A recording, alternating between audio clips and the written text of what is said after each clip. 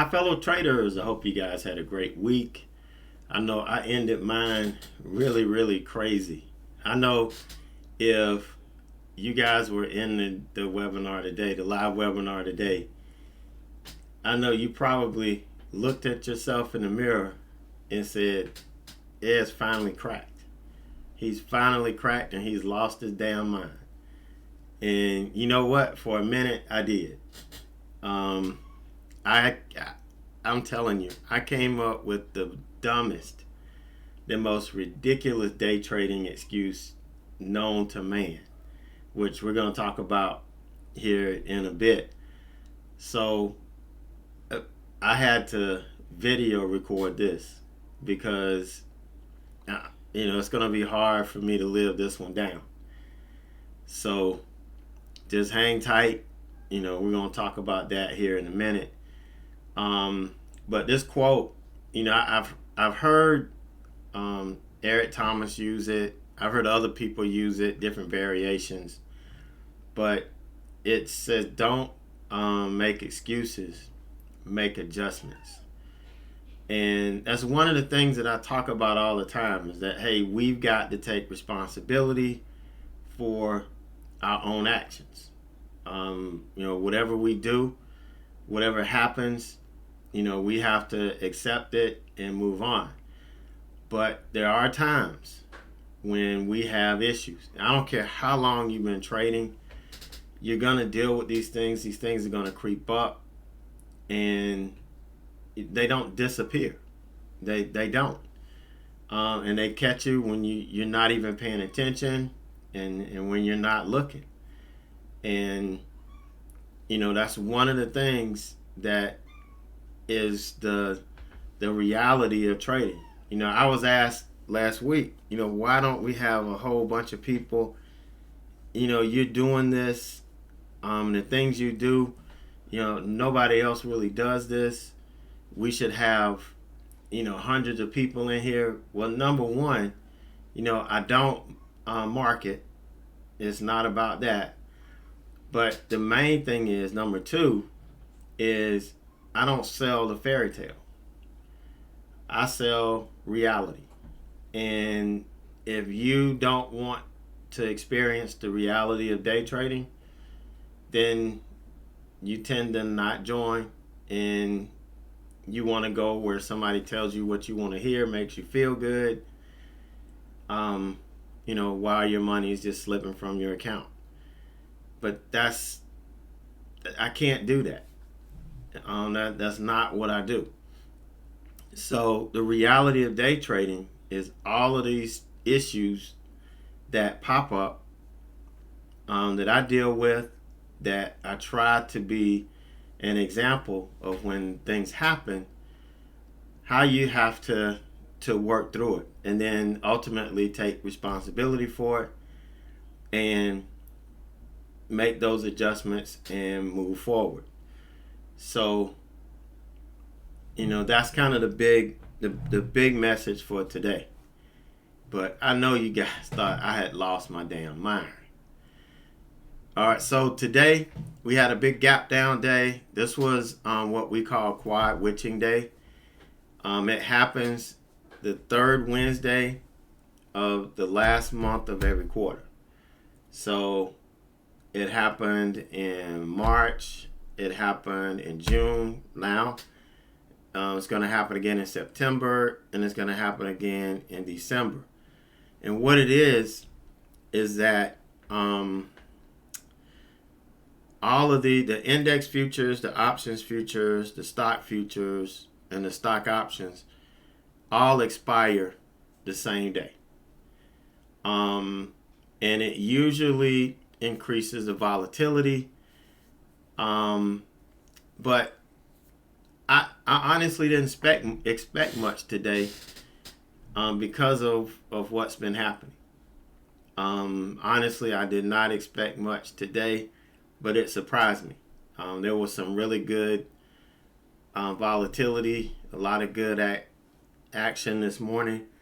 Unfortunately, I don't know what happened. Had an out-of-body experience and kind of messed the morning up.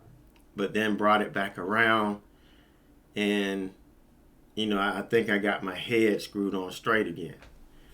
But you can see, our swing trading has really took a hit this quarter. The market has stayed in this channel, and we have not had any significant moves back to the top of the channel. This is the only good trading week we had in the month of April. The rest of the time, we stayed in a channel. If we dip out of the channel, we dip down, and when we broke out to the long side, there was no volatility. Nothing ran. So it's really, really sucked. This is the worst quarter, the slowest quarter that I've had swing trading. But we've never experienced the market trading exactly this way before. But I think when it breaks, it's gonna be amazing. I think it's gonna be something to see. But we'll talk more about this Sunday. As of right now, the Sunday session will be Sunday afternoon around 8. If my family has something planned that I don't know about, which is a strong possibility, then I'll do it at 8 o'clock Monday morning before we start building our watch list. I'll go over the swing stuff Monday morning. But I will blast the email out. This is Father's Day, so I really don't know what's happening. I know I'll be surprised, so not really sure. But I will email you guys and let you know, keep you up to date on Sunday's market analysis and swing watch session. All right, so let's get into the day. As you guys know, I've been trading pre-market. It's been really slow pre-market this week because we really haven't had any significant stocks reporting earnings. And the ones that did really didn't have a volume to drive it. We could say that this was a Fed week. People were just kind of waiting and sitting on their hands. Quiet witching week. People were just kind of waiting till Friday. I mean, you could come up with all kind of excuses as to why the market did how it traded this week. The truth is, nobody really knows. It did what it did. It's up to us to adjust or adapt to what's happening and make the best of it. So didn't really get a whole lot of good pre-market trades. Got a couple. But Tesla was a pre-market trade this morning. It broke the 20-day, the 200 period moving average here, and this was too big of a candle, and the spread was pretty wicked. So I kind of put my entry back up to where I could justify getting in, and I could withstand the bounce just like I did right here. I was able to withstand this bounce because I got my entry. If I got in down here, I would have been stopped out. So, that worked out pretty good, but we could not get to sell.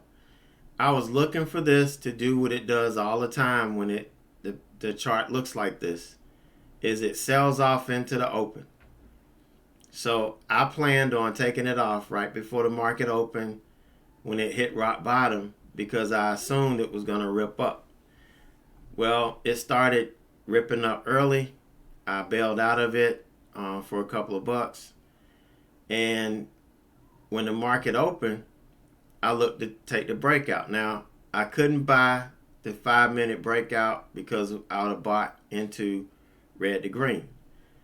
I couldn't buy into the pre-market high here. So I waited because I couldn't buy into the daily level. So I waited until we broke through all of that. It made a little run up and then wham, stopped me out. That was that. So it did make the big move, but I was getting ready to go, and I think I had got in another trade by then. I'm pretty sure I was in something else, and I wasn't paying attention to this, but this was a nice channel break here. Got the confirmation and made a nice run up. But unfortunately, the timing just wasn't there. So we had that trade. But actually, that trade was after this trade on BA. So here's an opening range high and low. See, we had a wick that the candle traded all the way up through the moving averages, came back down, and we closed below all of that. So we even had another one here. We opened, started selling off, and so I got in. This was washing out pretty good, so I didn't catch the entry that I wanted to, but this was okay. It was doable. And again, I got in, it started to move, and then it ripped up on me. So I did this trade, and then this trade, did that, and then, I got back to BA again, waited for it to confirm. This closed below the 5-minute opening range low. When it confirmed, I got in, and it got bought right back up. So at this point, I was pissed. Obviously, I was pissed, and it was like somebody is watching everything I do. As soon as I get in, they're just unleashing their bots, and it's just buying the stock back up or selling it off if I'm going long. So I started taking this thing a little personal. And somebody in chat mentioned that somebody's probably in there watching me and, doing it. They were being funny. But I took that story and ran with it. So I started saying, I think there's somebody in here and blah, blah, blah. I mean, I was going absolutely insane. So I jump on AMC. And actually, I think AMC was before this trade on BA. So I left this, ran to AMC. The same thing happened, but this is chasing. Okay, this is breaking a rule. This is chasing. I get in, and this thing sells off, stops me out, and then it rips back up. So once it broke the high, I bought it again, and it got here, hit a brick wall, and started to roll over, and I just bailed out. And I wasn't going to let it stop me out again. So yeah, I'm a little bit irate. And then I take this trade, and that's when I really started to come unglued. And then Facebook. All right, I get in Facebook under the pre-market low. Like, here's a 5-minute opening range low. I wasn't going to short it into the 200. I waited until we claimed the 200, the opening range low. And then once I got through the pre-market low, I jumped in.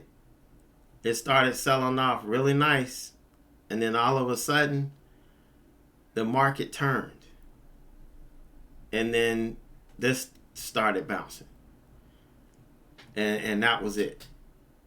That was it. I was completely unglued at that time, thinking that somebody was out to get me. So I said, okay, I'm not going to tell anybody anything. I'm not going to say anything. I'm just going to take the next trade. I'm not streaming it. Nobody's going to see it. Nobody's going to know what I'm doing. If it works and then the next trades work, then I know somebody's in here messing with me. How stupid can you be? And I justified it. I mean, honestly, there are people that can hack into stuff and they don't really need money. You got to know what's going on. And there are a lot of documentaries out there that explain just how people do this. People that's been caught are, telling you what to look out for and all of that. So I know it can happen, but it's kind of a stretch. And so I just took that stretch and wrapped it into reality. So I took RBLX, and it worked. And here's the thing, same strategy, same everything. I didn't change anything. Same strategy, channel break. I get in. First profit target is at first level of support we get to. Next profit target is halfway between this level, and then there was another level just below 80. That was my final target, but it didn't quite get there. It bounced, ended up taking it off, and you could see it really didn't do much after that the rest of the day. So I got that move.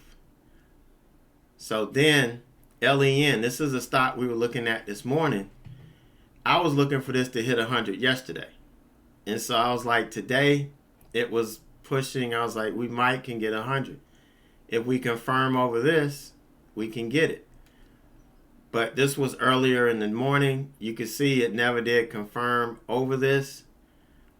But here it did. Once it did, I got in.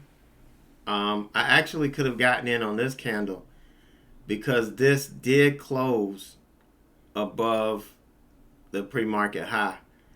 And this candle did confirm. So I could have gotten in on this candle, but I didn't really see it that way. It looked like this was the first candle and this got confirmed.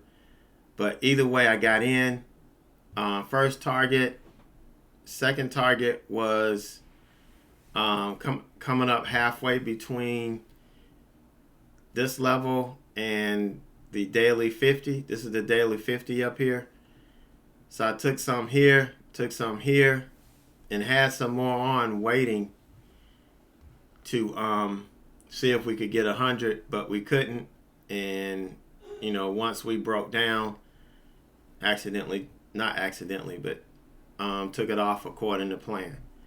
So those were two strong trades, perfect, that I did. And I didn't tell anybody, I didn't say anything, I didn't mention it, nothing. But let me go back to Facebook. Here, I was looking at Facebook, and I was sitting here saying, yeah, let's go, go, go, go, go, go. When I started cheering it on, this thing turned around in the middle of nowhere and started bouncing.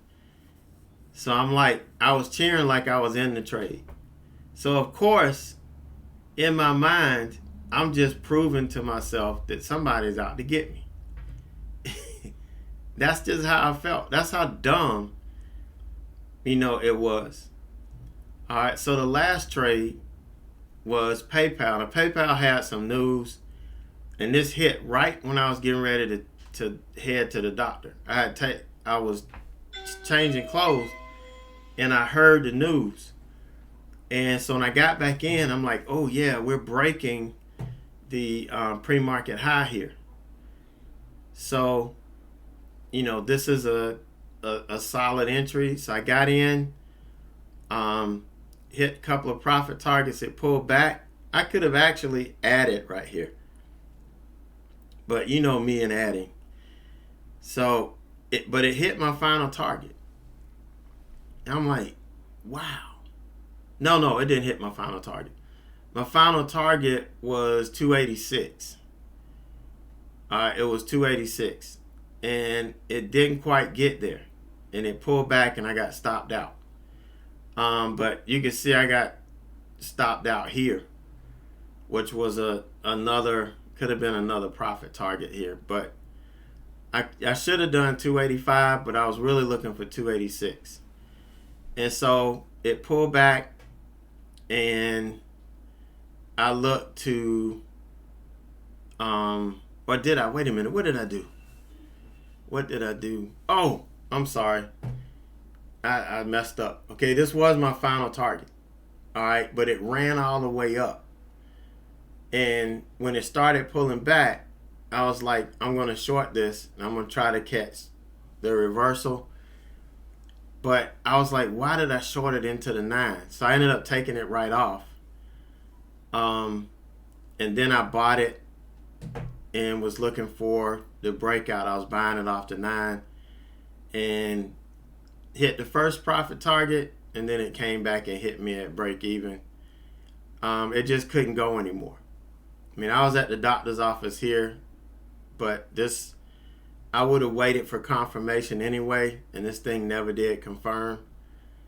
And so that was that. So 3 trades that I took this afternoon, all trading the same strategy, everything worked. So, of course, I'm like, yeah, something's not right. But as I thought about it and I started reflecting and all of that, I was like, I can't believe how dumb you were this morning and how you let that slip up and get you. But that's the reality of trading. Things will slip up. You'll start being too aggressive. You'll start changing stuff up if you start losing. The one good thing about this, and the one thing that I'm really proud of, is that I didn't change the strategy. I didn't try to adapt or change anything that I do. I stuck to who I was, and everything turned back around. So I went from having I probably was down for $500 and ended up $655.70 green. But I'm looking at this. This was 380 AMC. That's I was down $500 some. I mean, and brought it back. And this is what I did. PayPal, RBLX, LEN. These are the 3 trades I did, and they were solid. So, all it is I just have to stay locked in, stay engaged, and not take this stuff personal. And I know the lesson. I know you don't do that, but it creeps in. It sneaks up on you when you least expect it. And the good thing is I had the discipline to not change the way I trade. Okay, not change the way I trade and do what I needed to do in order to make it happen. So that was that. So this week we ended up, I didn't trade Monday. Monday was my son's graduation. We was pretty much a whole day done. Tuesday, Wednesday, and Thursday was just terrible. I had a couple of pre-market trades, and then I gave back money at the open. It's basically what happened, and I didn't trade anymore. No good earnings trades. After market earnings, nothing was really there. Nothing gave the opportunity. I think Thursday, or it was either Wednesday or Thursday, we did have a good one, but I kind of, walked away, and it was one of those late bloomers that actually gave a decent move, but missed that. But you can see 1058.05 for the week. Last week I lost my data. Last week was just a crazy week. We were doing something every afternoon, and I tried to keep up with everything. I just kind of wrote it down, or I took snapshots of it. I can't find what I did with it, so I'm gonna have to go through IB this weekend, and look at each day and pull it out that way. But I'll have it updated next week. But I only made a couple $100. I didn't really do good last week at all. But I wasn't red. But it was a tough week. But in the summertime trading, if I could do about $1,000 a day in June, and I mean average $1,000 a week in June and July, I'm good. I can handle it. So I'm okay with that. But I need to have a really good week next week and 3 good days the following week, and we'll see what happens. I'm on vacation after this, so I'm looking forward to that. I need that vacation. After this morning, I need that vacation. I promise you. All right, but that wraps up today. I'm gonna drop a new video this weekend. Like I said, for the being a consistent trader, we'll be doing another one of them. I just don't know when, because I don't know how my schedule is gonna be. I'm at the mercy of my family this weekend. So, but it's coming. I got it together. It's coming. So, you guys have a great rest of the weekend. Happy Father's Day to all of the fathers, and I will catch you guys. If I don't talk to you guys on Sunday for the swing session, I'll do it Monday, starting at about 8. I'm in there between 6 and 6:30 anyway, doing pre-market. So, I'll shut it down early and we'll start about 8. So we'll talk to you guys then. Look out for the email that'll tell you what's up. So have a great weekend. Stay safe, and I'll talk to you soon.